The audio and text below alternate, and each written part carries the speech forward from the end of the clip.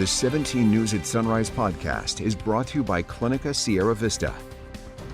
Welcome back to the 17 News at Sunrise podcast, where we share your news on your schedule. Working in the spirit of the Golden Empire, this is 17 News at Sunrise.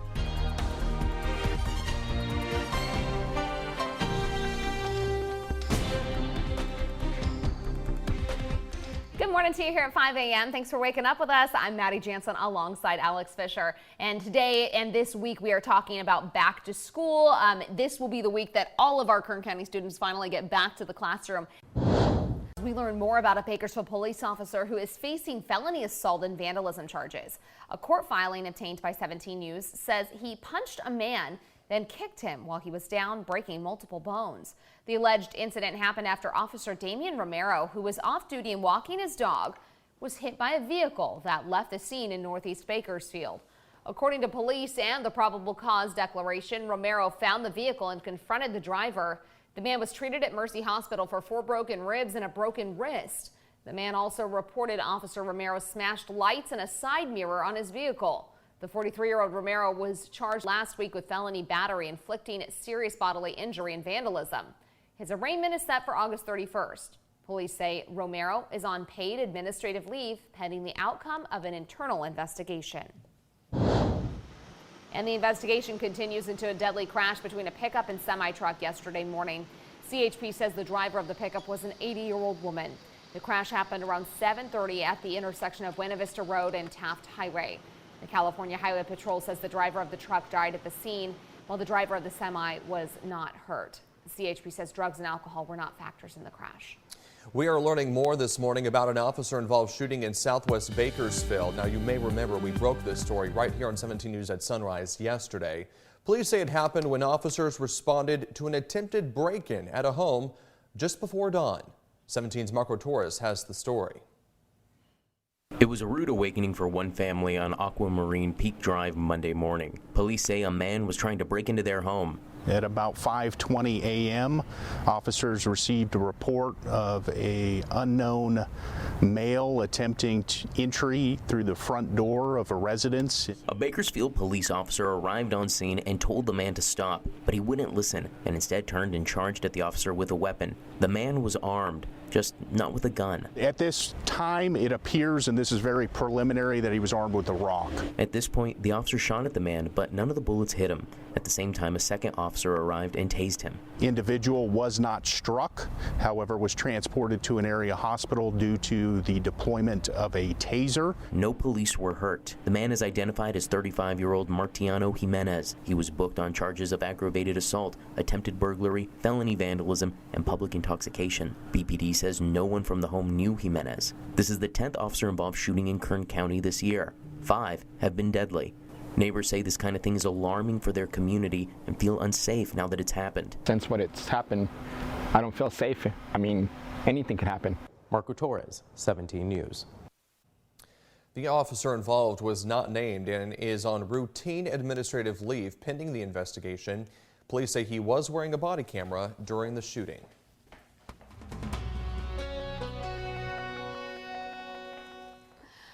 In your court watch this morning, the suspect in a deadly shooting at a local motel is due back in court tomorrow. Police say 63-year-old Vernon McCollum shot and killed 38-year-old Sabrina Shelton last Wednesday at the Manila Inn on Union Avenue. According to court records, McCollum told police he was arguing with his daughter when the daughter's boyfriend heard the commotion and came outside. That's when McCollum allegedly grabbed his gun and fired a shot in the air. Police reports say as he was leaving, McCollum fired another round toward a room where the boyfriend ran for cover. The round missed the boyfriend but hit Shelton, an innocent bystander. Shelton died at Kern Medical an hour later. McCollum has pleaded not guilty to first-degree murder. A man and woman living in the Kern River Valley have now been charged with murder in the death of a 1-year-old in Lake Isabella. Back on January 28, deputies were called out to a home on Burney Drive for a report of a child not breathing. Deputies say the child was found unresponsive and could not be resuscitated. 27-year-old Ashley Safel and 29-year-old Jeffrey Solons were arrested following the child's death in January, but were later released. Murder charges were filed last week, and court records show Safel was arrested on Friday and charged with second-degree murder. Solins has also been charged with second-degree murder, but he was not listed in custody at last check. The search continues this morning for a pair of goats stolen from Highland High School. The goats were taken by two men driving a tan or silver SUV around 1:40 in the morning last Monday. The students raised goats are part of the school's Future Farmers of America program, and they were set to be shown at the Kern County Fair next month. Highland FFA alumni continue to collect donations for the two students who owned the goats. If you're interested in making a donation on Venmo, you can do that to the address on your screen. The group say they will be splitting the donations between the students to help those students recoup the losses and fund next year's projects. Meantime, if you know anything about the missing goats, you're asked to call KHSD at 827-3218. You will see more buses on the road tomorrow as most kids around Kern County are finally back in class. And police want to remind you to be aware of kids on sidewalks and crossing roads. Officials say drivers should reduce their speed to 25 miles an hour in school zones. Avoid unnecessary distractions while driving, especially when kids are present. Stop when a school bus has its stop sign extended or when the driver exits the bus to escort students across the street. And be extra cautious when driving in your neighborhood before, during, and after school hours. Meantime, both law enforcement and school officials say unsafe drivers have led to severe consequences for students. 17's Chris Burton joins us. School zone speed limits will go back into effect tomorrow around most schools, as you just heard. And while those zones are designed to prevent accidents, officials say that doesn't always happen. Posted school zone signs serve as a reminder to drivers to take it slow when children are around. With hundreds of young students under his care, road safety is of such concern to Wingland Elementary Principal Richard Morosa that he oversees it personally. I have seen vehicles coming at a high rate of speed in front of my school and to the side and behind it when children are present, and that very much concerns me because it could lead to serious injury or even worse. California law requires drivers to slow to 25 miles per hour or slower if otherwise posted when driving within 500 to 1,000 feet of a school. But law enforcement says those limits are only effective as the drivers who follow them. Last year, the California Highway Patrol responded to a handful of accidents caused by speeding or distracted drivers. I can remember one in specific on Niles and on Niles Street by Horseman School, where a lady in an SUV hit a parent and her child. Right? Luckily, no serious injuries, but again, that just goes to show you that we have to be attentive, especially a little extra attentive when traveling to those school zones. Rodriguez says if you have school-aged children, educate them on the importance of using crosswalks and sidewalks safely. The CHP says they will be heavily enforcing those school zone speed limits during the first few weeks of the school year. In studio, Chris Burton, 17 News. All right, Chris, thanks so much. In health news this morning, a majority of Kern County students returned to school this week, and while COVID-19 is still a concern for parents and families, officials expect a school year with fewer disruptions and illnesses. Modeling from the Kern County Public Health Department predicts a decline in COVID-19 cases over the next few weeks. Most districts will continue to follow statewide guidelines, recommending students who test positive stay home for 5 days or until symptoms have cleared. Masking is a recommendation, and the COVID-19 vaccine will not be required for students until the beginning of next school year. And Kern Public Health is hosting a series of back-to-school vaccination clinics at the Kern County Fairgrounds. The next is happening today, 8 a.m. to 6 p.m. Families, though, are asked to make an appointment. Just call 321-3000. Now to news across the nation, and as the Justice Department's probe into Donald Trump's handling of top secret documents goes forward, one of his biggest adversaries faces voters. The Wyoming Republican Congresswoman is trying to hold on to her House seat against an opponent supported by Donald Trump. NBC's Susan McGinnis has that story, plus President Biden's signing of a bill that Democrats say will change lives.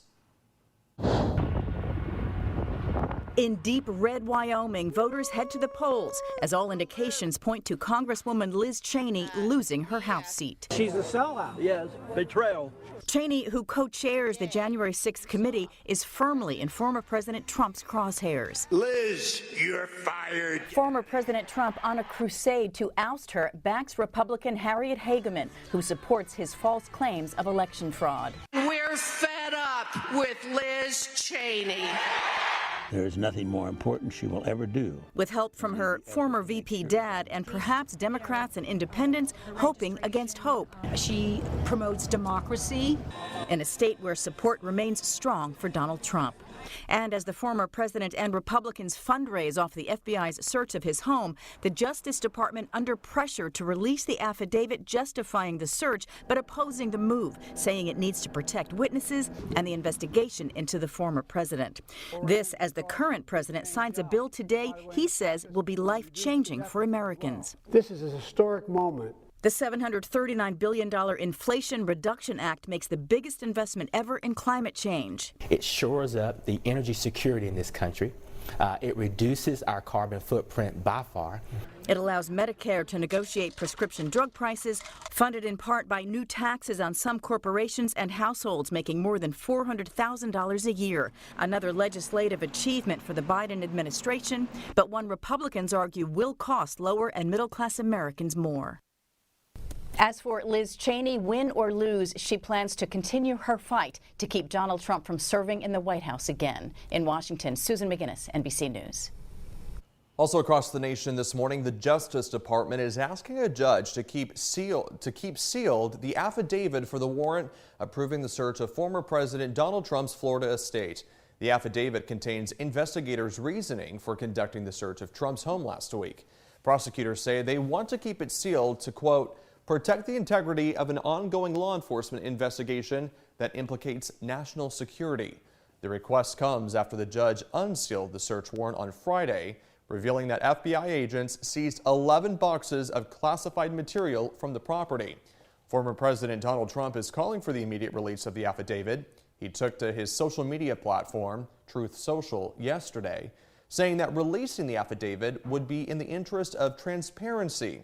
Trump also called for the judge on the case to be removed. And we're following a new wildfire burning in the Sequoia National Forest near Springville in Tulare County. The Wishin fire has burned just under 400 acres. As of last check, it was only 5% contained. No evacuation orders have been issued, but local residents have been told to prepare to evacuate at any moment. The cause of that fire has yet to be determined. Kern County fire crews are getting the upper hand in a battle against a wildfire burning southeast of Bakersfield. Video from our Alert Wildfire camera network shows thick smoke pouring from the scene of the so-called rail fire. It broke out just before 6 o'clock Sunday night near Bealville Road and Caliente Bodfish Road. So far, the fire has scorched 250 acres. Containment, though, is up to 90%. Fire officials say they're still looking into what sparked the blaze. And fire crews are gaining more ground in the McKinney fire in Siskiyou County. That fire still holding at just over 60,000 acres. Containment up to 95%. The fire has killed 4 people and injured 11 others. 185 structures have been destroyed. And to the west of the McKinney fire, the Six Rivers Lightning Complex fire has burned more than 20,000 acres on the Humboldt-Trinity County lines and has prompted several evacuation orders and warnings. One person has been hurt as a result of this fire. That complex fire is 19% contained. Water watchers now. A deadline is looming for California and 6 other drought-stricken states to figure out how to drastically cut water usage. The Colorado River crisis is growing. Federal officials have given the states until mid-August to come up with a plan to slash usage by 15% by next year. After weeks of tense negotiations, there's still no agreement. The Bureau of Reclamation could step in and issue additional cuts to protect water levels at the country's 2 largest reservoirs, Lake Powell and Lake Mead, which are supplied by the dwindling Colorado River. And the risk of a catastrophic megaflood has more than doubled in California due to climate change. A study from UCLA says even with the extended drought, the chances of a devastating flood hitting the Golden State are higher than ever. The last great flood in California came about 160 years ago in 1862 after 30 straight days of rain redirected the LA River from Venice to Long Beach. Researchers say a similar storm today would displace 10 million people, close major freeways, and cause an estimated $1 trillion worth of damage. The 17 News at Sunrise podcast is a production of KGET and Nexstar Media Group. For more on all of the headlines in today's show, head to kget.com.